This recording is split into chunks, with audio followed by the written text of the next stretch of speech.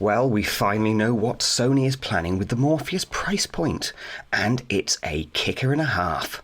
Sony could just have won VR in one fell swoop. They're coming to market at £349. Now, there is a slight caveat here.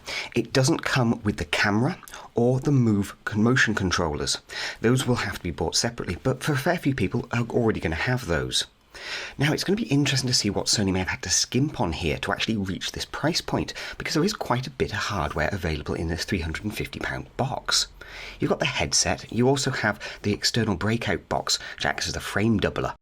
Obviously, we know the price of VR. VR, for Oculus Rift at least, is coming in at $500, and for Vive, it's coming in over $600. These price points were pretty scary when you're talking about essentially having to pay out the same cost as a new PC in many cases to run the system. The average cost of a VR-ready computer is running in at nearly £1,100. So for Sony to essentially come to market, and they will come to market with a bundle I'm sure, which could hit at that $600 to $650 price point, is pretty spectacular really. All in, Sony's system could cost under £700, equivalent to £1,100 worth of PC equipment and the VR system to go with it. This is pretty remarkable stuff, it has to be said.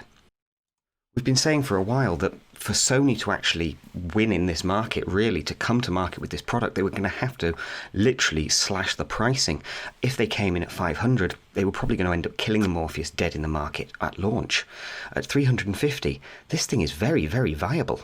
Now, we know already from previous GDC sessions that for Sony to achieve VR on the PlayStation 4 has got some limitations. For instance, global illumination is pretty much out. Shadows will have to be baked in, and mirrored and reflective surfaces toned down considerably. Now, this is all because they have to achieve 60 frames a second stable. The frame doubler, what's known as temporal warping, doubles the frame rate to 120, giving you 60 frames per eye.